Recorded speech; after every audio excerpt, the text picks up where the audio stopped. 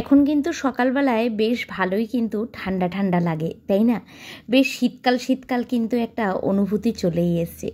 আর আজকে প্রথম দেখো আমার ছেলেকে সোয়েটার টুপি মোজা সব কিছু পরিয়েছি। বাজে এখন ঘড়িতে 8টা মতো। আজকে অনেক সকালবেলা উঠে গেছে। এবার ভাবলাম একটু বাইরের দিকে উঠেই যখন গেছে বাইরের দিকে একটু বার করি। আর ঠান্ডা ঠান্ডা হাওয়াও চলছে। মেয়েকে বললাম যা একটু রোদ্দুরে নিয়ে দাঁড়া গিয়ে। সকালবেলা খাইয়ে দাইয়ে দেখো এখানে টুপি মোজা সোয়েটার সব কিছু পরিয়ে দিয়েছি। এই যে এই ড্রেসটা দেখতে পাচ্ছ, তো এই ড্রেসটা জয়ীদের বাড়ির থেকে দিয়েছিল, তবে একদমই ছোট্ট জানো তো। তাই ভাবলাম যে রেখে দেবো না, পরিয়েই ফেলি। আর এখন তো ওর বারের সময়, যা জামা কাপড়ই থাকবে সেগুলোই পরিয়ে ফেলতে হবে, না হলে ছোট হয়ে যাবে। দেখো রোদে নিয়ে আসলেই না এমন করে ঘুমিয়ে পড়ে। ঘুমায় কিন্তু না, কিন্তু চোখ মেলেও তাকাতে পারে না। কেমন আছো তোমরা? আশা করছি সবাই খুব ভালো আছো, সুস্থ আছো। আমিও ভালো আছি, সুস্থ আছি। ভিডিওটা গতকালকে পোস্ট করার কথা ছিল, কিন্তু গতকালকে পোস্ট করতে পারিনি, কারণ ওই যে সময় সুযোগ কিছুই হয়ে ওঠেনি। তো কালকে একটুখানি ব্যস্তই ছিলাম, বাড়িতে সবাই ছিল তো সেই কারণে একটু ব্যস্ত ছিলাম। তোমরা হয়তো না, তোমাদের বলা হয়নি, কারণ ওদিকে জয়ীও অনেক দিন ভিডিও ছাড়ছে না, তাই তোমরা জানো না। ভাই ওরাও চলে যাবে সোমবার দিন। তো মনটা খুব খারাপ লাগছে, এতদিন ওরা রইলো, আর এই যে চলে যাওয়ার সময়ও প্রত্যেকবার তো সামনে থাকি, এইবার যেতেও পারবো না, কারণ বোঝোই তো বাবানকে নিয়ে যাওয়া সম্ভব না। যাই হোক, দেখো এখানে সকালবেলা আজ কোন দিনের ভিডিও তোমাদের বলি। ওই যে বললাম না পূর্ণিমা লেগেছে, দিদির বাড়িতে আগের দিনকে লক্ষ্মী পুজো হয়েছে রাত্রিবেলায়। তো আজকে তো সারাদিন পূর্ণিমা আছে, সন্ধ্যে 7টা অবধি পূর্ণিমা আছে। তো আমি কিন্তু আজ হচ্ছে বুধবার, ঠিক আছে। তো আমি ভেবেছি আজকেই দেব, তো সেই কারণে সকাল সকাল আজকে একটু তাড়াতাড়ি ঘুম থেকে উঠে গেছি। আর একটা জিনিস আমি খুব লক্ষ্য করেছি জানো তো, এখন আমার ছেলের মধ্যে এটা আমার মেয়ের বেলাতেও দেখেছিলাম, কারণ মেয়ের বেলাতে এটা বুঝে উঠতে অনেকটা সময় লেগে গেছিলো। কারণ মেয়ে তো দোলনাতেই ঘুমাতো, দোলনার থেকে নিচে নামানোর পরে ও কোলে ঘুমাতো সারা রাত্রি। তবে ছেলে যেহেতু বিছানায় ঘুমায়, তো এইটা এখন অনুভব করতে পারি। মেয়ে যখন ধরো প্রায় 6-7 মাস বয়স, তখন থেকে মেয়ে নিচে ঘুমানো স্টার্ট করেছিল, মানে বিছানায় আমাদের সাথে।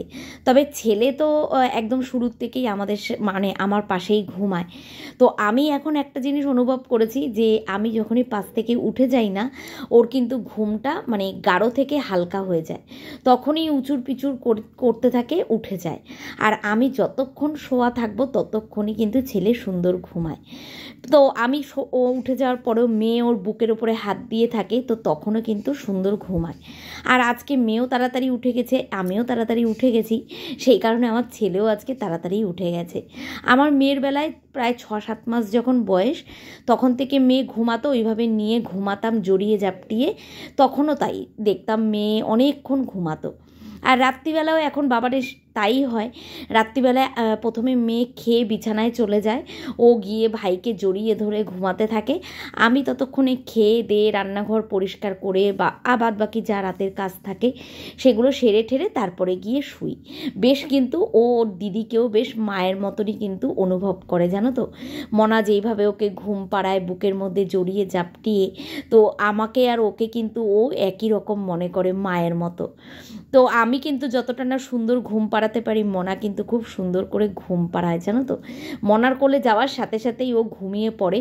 ঘুম পাড়ানোর কাজটা কিন্তু মনা বেশ ভালো পারে। যাই হোক, দেখো এদিকে জামা কাপড়, ছেলের কাঁথা কাপড় যা ছিল সব ধুয়ে চলে এসেছি। খুব তাড়াতাড়ি ঘরদোরগুলো গুছিয়ে নিলাম।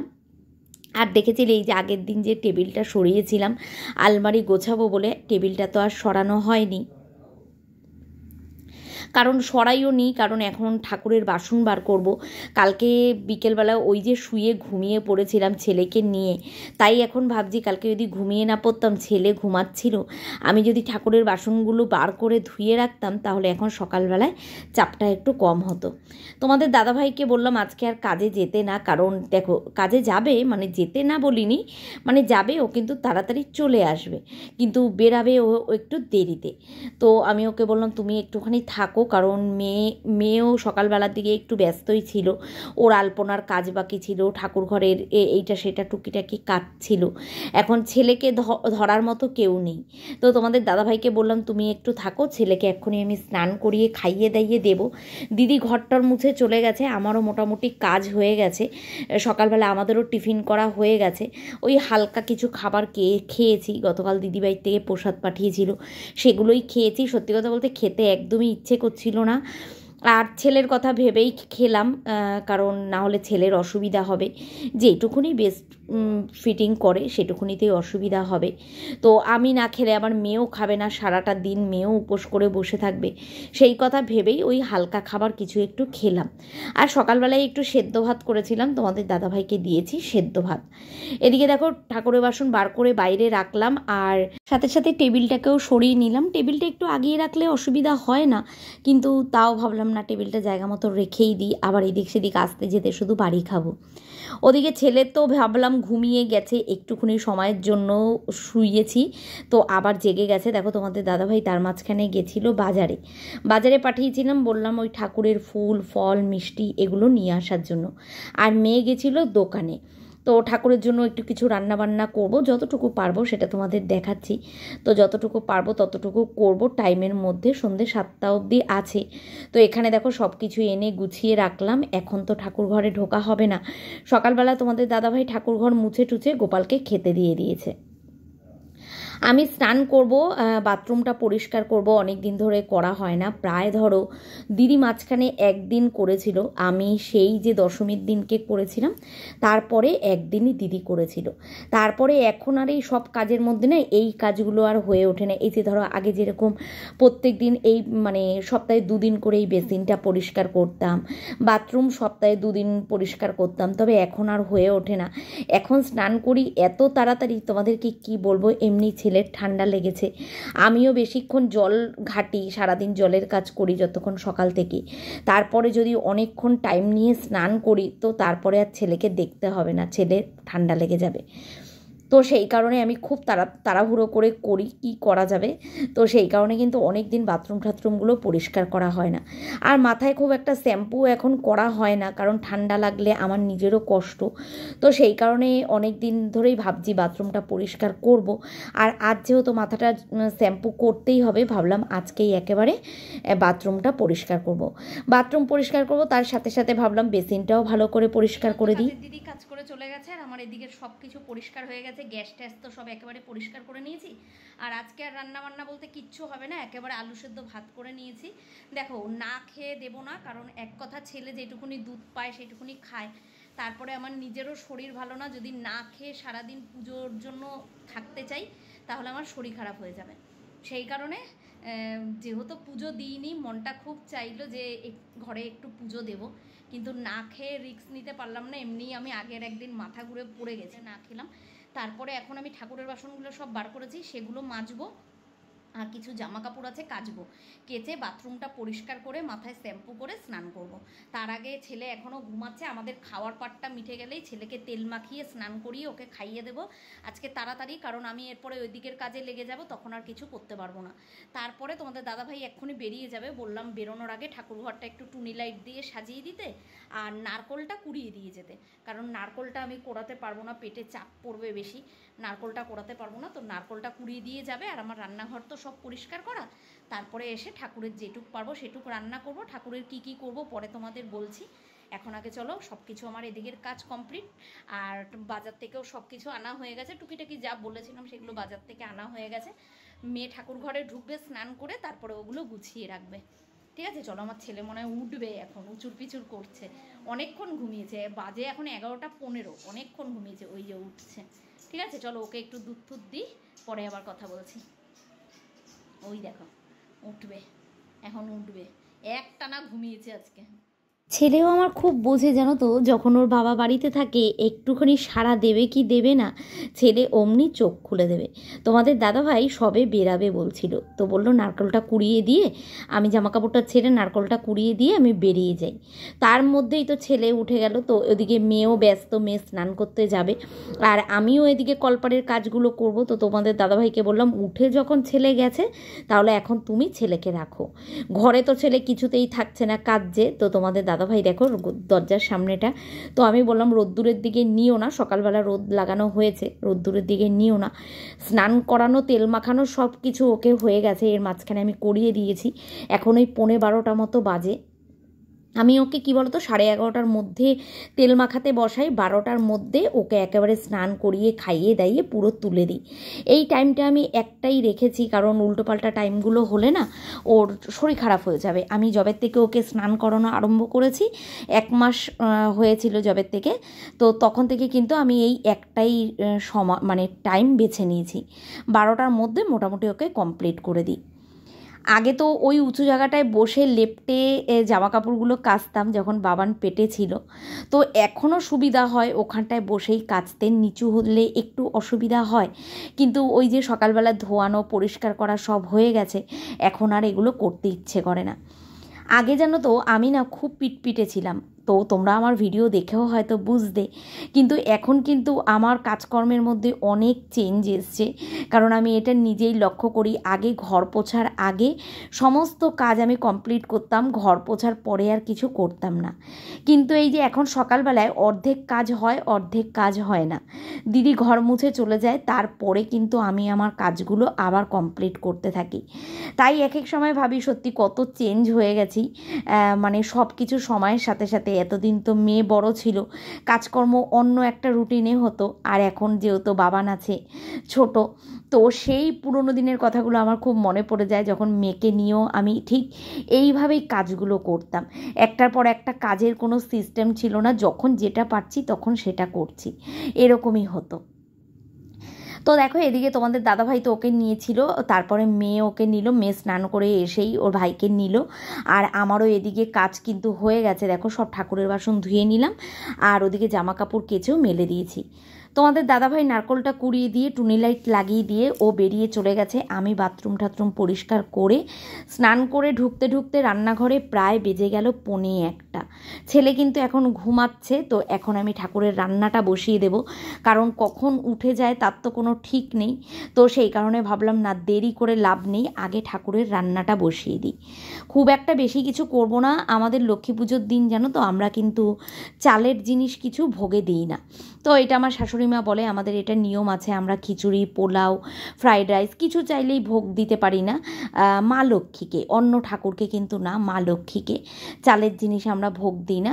তো লুচি সুজি পায়েস এগুলো করে আমরা দিই প্রতি বছরই, তাই নারকেল নাড়ু ঠাড়ু এগুলো করে দিই। তো এই বছর মানে যেহেতু লক্ষ্মী পুজোর দিন কিছু হচ্ছে না বুঝতেই পারছো, কিন্তু মনটা মানলো না, তোমাদের দাদাভাই বারবারই বলেছিল থাক সামনের বছর যা পারবে তাই করবে, কিন্তু আমি বললাম না, যতটুকু পারি আমি যেইটুকুনি আমার শরীর দেয় টাইমের মধ্যে যতটুকু করে উঠতে পারবো করব। এখানে আমি করতে নিয়েছি সুজি করব, পায়েস করব, লুচি করব, ফুলকপি আলুর তরকারি করব, আর করব আর যেন কী করেছিলাম, না আর কিছু করতে, নারকেল নাড়ু করেছিলাম, ব্যাস আর কিছু করতে পারিনি। ইচ্ছে ছিল যে একটু যদি খই নিয়ে আসতাম, খইয়ের উপরাও বানিয়ে দিতাম, তো কিন্তু আর টাইমের মধ্যে হয়নি, আর করে উঠতে পারিনি। দেখো না এই রগরটা দেখতেই পারবে যে আমি কি অবস্থাতে পড়েছিলাম এই ঠাকুরের ভোগ রান্না করতে গিয়ে। যাই হোক দেখো এদিকে আমি তো ওদিকে ভোগ রান্না করছি, ছেলে ঘুমাচ্ছে, আর এদিকে মেয়েও কিন্তু ঠাকুর ঘরে চলে এসছে। তো আমি বললাম রাখ, ওই নিচের কাপড়টা আমি সুন্দর করে পেতে দিচ্ছি, তুই মা লক্ষ্মীকে স্নান করা। এই যে আমি কাপড়টা পেতে দিলাম, আর এই যে মা লক্ষ্মীকে দেখো স্নান করানোর জন্য সব কিছু ও রেডি করে নিয়েছে, এরপরে কিন্তু স্নান করাবে দুধ দিয়ে আর গঙ্গার জল দিয়ে, তো স্নান করাবে। তো মা লক্ষ্মীকে গত বছরও লক্ষ্মী পুজোর দিন করতে পারিনি। এই বছর কোজাগরি লক্ষ্মী পুজো সেটাও করতে পারিনি। লক্ষ্মী পুজোর দিন তো আমার বাড়িটা যেন একদম কেমন একটা লাগছিল, তোমাদেরকে কি বলবো। আর সত্যি কথা এই যে সকাল থেকে দুদিন ধরে মেয়ে আলপনা করলো, সকালবেলায় কাজকর্ম সমস্ত সেরে ভোগ ঠোক রান্না করতে নিয়েছি, আজ যেন সত্যি ঘরে মনে হচ্ছে লক্ষ্মী পুজো। সত্যি কথা বলবো, একদম না লক্ষ্মী পুজোর দিনটা যেরকম লাগে আজ আমার ঘরটা সেম ওরকম লাগছিল, ওরকম ফিল হচ্ছিল। তো নতুন শাড়ি তো মায়ের জন্য আনতে পারিনি এখন আর, কারণ বেরোতে পারিনি। সেই যে অষ্টমীর দিনকে ঘাগরাটা নিয়ে এসেছিলাম, মানে পুজোতে মেয়ে নিয়ে এসেছিল, অষ্টমীর দিন পরিয়েছিল, তো সেই ঘাগরাটাই কিন্তু মা লক্ষ্মীকে পরানো হলো। পরে তোমাদের সাজটা দেখাচ্ছি। এদিকে আমার সুজি হয়ে গেছে, পায়েসও মোটামুটি হয়ে এসছে। তো এদিকে আমি নারকেল নাড়ুর জন্য কিন্তু তো চিনির নাড়ু করব, তো সেই কারণে নারকেল দিয়ে আর চিনি দিয়ে এখন ভালো করে কিন্তু এটা ডোলে মেখে রাখবো। চিনিটা একটু গলে গলে আসবে, নারকেলটাও নরম হয়ে যাবে, তাতে কিন্তু চিনির নাড়ুটা খুব ভালো হয়। এখানে আমি 2টো নারকেল কুড়িয়েছি, 2টো নারকেলেরই কিন্তু চিনির নাড়ু হবে। বাজে এখন ঘড়িতে পুরো 2টো। তো এদিকে আমার হয়ে গেছে, দেখো তোমাদের দাদাভাই নারকেলটা কুড়িয়ে দিল। তো এই যে আমি চিনি দিয়ে মেখে বসিয়ে দিলাম নাড়ুটা।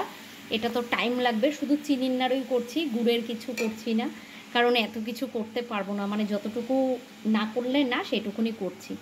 আর এদিকে আমার পায়েসও হয়ে গেছে, পায়েসও আমি চিনি টিনি দিয়ে দিয়েছি, এক্ষুনি নামিয়ে দেবো। পায়েস হয়ে গেছে, কাজু কিশমিশ সব দেওয়া হয়ে গেছে। আর এদিকে সুজি করে একেবারে থালার মধ্যে 2টো থালায় সুজিটাকে ঢেলে নিয়েছি, পরে কাটবো। এদিকে দরজা দিয়ে রেখেছি, আমার ছেলে ঘুমাচ্ছে, ঠিক আছে। আর বাকি আছে বলতে এখন শুধু লুচিটা করব আর ফুলকপি আলুর তরকারি করব, ব্যাস এই দুটোই বাকি আছে। এবার এই নাড়ুটা হতে হতে আমি ওদিকে ময়দাটা মেখে গুছিয়ে নেব আর ফুলকপি আর আলুটা কেটে নেব, কেটে এই দুটোকে রান্না করব। মেয়ে যেহেতু করছে তো অসুবিধা হচ্ছে না, ঠাকুরের দিকটা পুরোটা ও গোছাচ্ছে, সব গুছিয়ে টুচিয়ে নিয়ে আর একটুখানি ওর আলপনার কাজ বাকি আছে সেটাও কমপ্লিট করবে।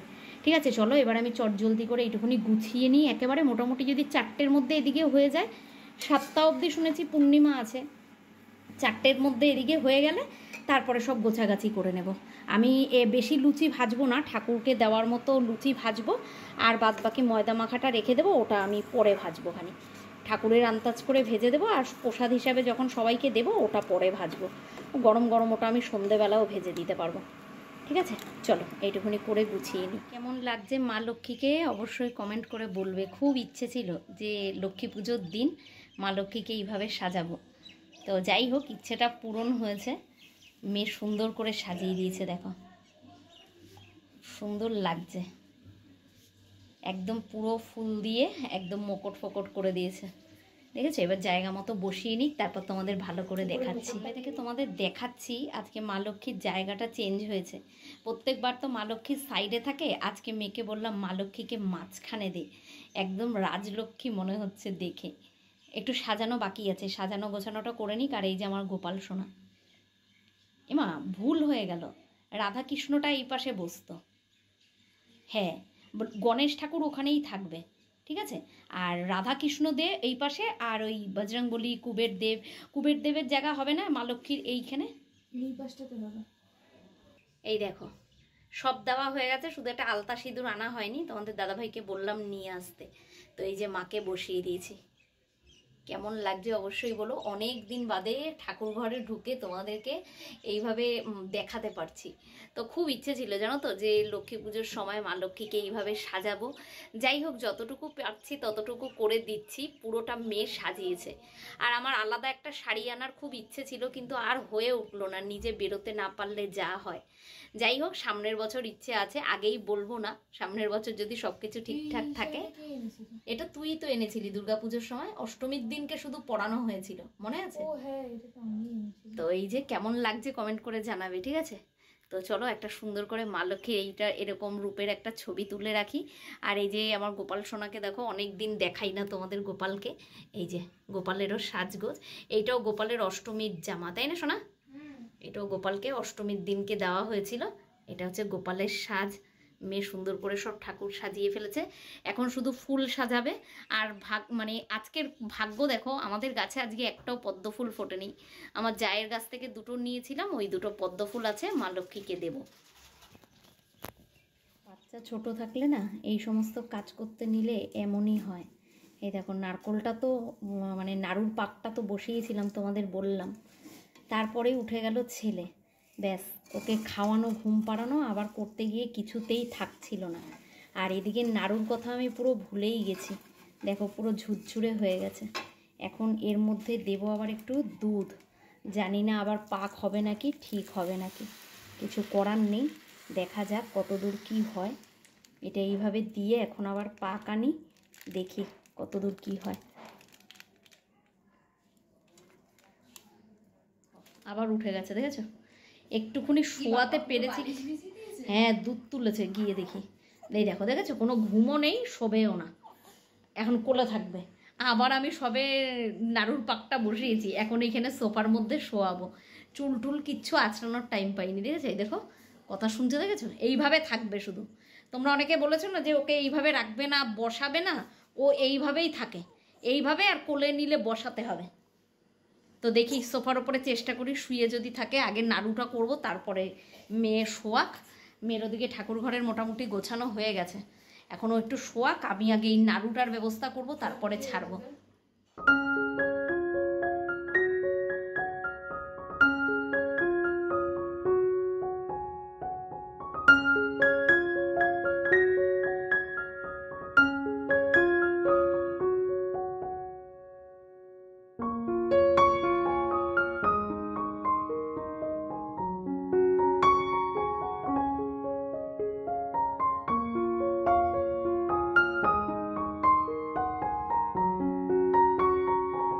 সব কিছু গুছিয়ে উঠে মাঝখানে আর তোমাদের সঙ্গে কোনো ভিডিও শেয়ার করা হয়নি। ঘর দুয়ারের যা অবস্থা ছিল, ঠাকুরের রান্না বান্না করে সব কিছু গুছিয়ে পরিষ্কার করেছি আমি এদিকে। আর ছেলে তো মাঝখানে উঠেই ছিল, আর একটুও ঘুমায়নি, ঘুমিয়েছে গিয়ে প্রায় ঘন্টা দেড়েক পর। তারপরে ও যেই ঘুমালো, আমি আর মেয়ে যেন দৌড়ে দৌড়ে সমস্ত কিছু কমপ্লিট করলাম। করে মেয়ে তো ঠাকুর ঘরের দিকটা সমস্ত কিছু গুছিয়ে টুচিয়ে একেবারে রেডি করে রেখেছে। আর দুয়ারের সামনে দেখতেই পাচ্ছ সব কিন্তু প্রদীপ দিয়েছে, সেই যে প্রদীপগুলো কিনেছিলাম। কি আজকে আমার ঘরটা দেখে একদম মনে হচ্ছে না লক্ষ্মী পুজো? হ্যাঁ, এরকমই ফিল হচ্ছিল আমারও। আর যেই আসছে বাড়িতে সেই বলছে আজকে একদম তোর বাড়িতে মনে হচ্ছে লক্ষ্মী পুজো হচ্ছে, লক্ষ্মী পুজোর দিন আজকে। যাই হোক, দেখো ওখানে তো সুন্দর করে মেয়ে এক্ষুনি পাঁচালি পড়বে, 6টা এখনও বাজেনি। তো এদিকে এই দেখো ছেলে উঠে গেছে, ছেলেকে আবার সাজুগুজু করিয়ে দিয়েছি। এদিকে গুলু এসছে, দিদিও আসবে এক্ষুনি, আর মাও এসছে। এক্ষুনি পুজো আরম্ভ হবে। পুজো বলতে আমি কিন্তু কোনো ঠাকুর মশাই ডাকিনি, তো মেয়ে কিন্তু পাঁচালি পড়েই পুজো দেবে। তো এদিকে সন্ধে পড়ে গেছে, মেয়েকে বললাম প্রদীপগুলো সব জ্বালিয়ে দে। তো দেখো আমার মেয়েই সব হাতে ধরে করেছে, ওরই ইচ্ছে ছিল যে এইভাবে পুজোটা হোক। তো ওকেই বললাম তুই পাঁচালি টাচালি পড়ে পুজো দে। কি ভালো লাগছে না আলপনাটা দেখতে, আর প্রদীপটা দেওয়াতে তো আরও ভালো লাগছে।